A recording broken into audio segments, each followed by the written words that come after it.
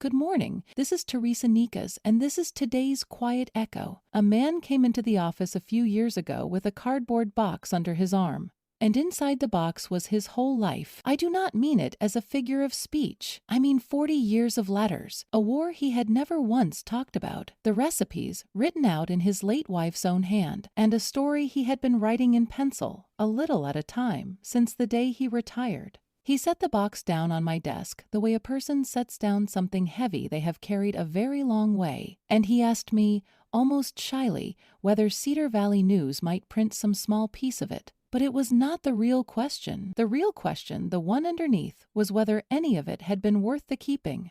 I have done this work long enough now to know the look on his face. It is not vanity. It is the oldest wish there is. A person gets to a certain age and they come to understand they are going to be forgotten one day, and they reach for some way, any way, to leave a mark on the world before they go. So they write it down, and they bring me the box. I read his story, by the way, the one in pencil. It was about a winter when he was a boy, and a horse his father could not afford to keep, and the morning they had to let it go. It was not going to win any prizes, but it was true, and it was his, and no one else on this earth could ever have written it. I thought about him all week, as I was reading about the people who got the phone calls. For 6 years, a company called PageTurner told authors their work had been chosen. A real publisher wanted it, they said. A movie studio was interested in the film rights, and all the author had to do was cover a few small things first. Some fees, some taxes, a few costs paid up front, and then the dream they had carried their entire lives would finally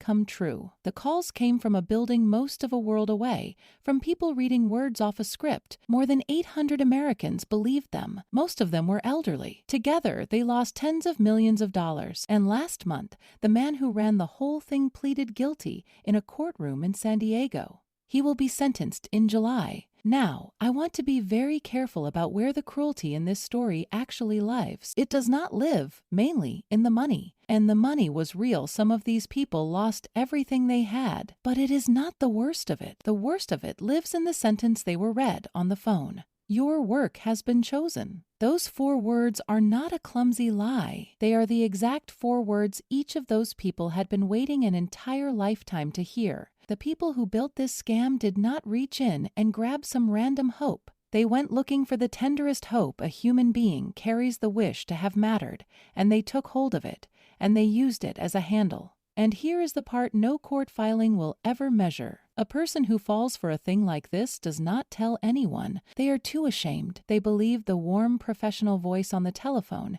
and afterward they cannot bear to say so out loud, even to the people closest to them. So they carry it by themselves, and some of them, I am sure, carried it all the way to the end of their lives. The real loss in this story is not only the savings, it is the silence which comes after. It is a good and trusting person, sitting alone in a quiet room, certain in their heart they had been made a fool. They were not a fool. The wish was never foolish. Wanting your one and only life to leave some small trace behind it is the most human thing I know of. If we simply must go looking for the fools in this story, then the fools are the ones who looked at such a wish and saw nothing but a way to make a withdrawal. Let me bring this home because it is closer than it sounds. Someone in Cedar Valley has a box just like his, sitting on a shelf in a closet. Someone here finished writing something last winter and is still too shy to show it to a single soul. And it is entirely possible someone here got a telephone call last week from a warm and a professional voice telling them the most wonderful news and asking only for a little money to get started. So, I will leave you with 2 things this morning, and then I will let you go. The first is this: if a stranger ever calls to tell you your work has been chosen and then asks you to send money, hang up the telephone and call someone who loves you before you do one other thing. It is not a publisher. A real publisher pays you. But the second thing is the better one, and it is the one I would rather you remember. If there is someone in your life who has a book somewhere inside them, or a box, or a story they keep starting to tell and never quite finishing, do not make them wait for a stranger to call. Go and sit down at their kitchen table. Ask them please to read you just 1 page of it, out loud, because the thing those criminals were selling was only a counterfeit, a cheap copy of something completely real, and the real thing cost nothing at all. Go and give it to someone before the telephone does. Cedar Valley News has a group on Facebook. If you have something to add, you are welcome there.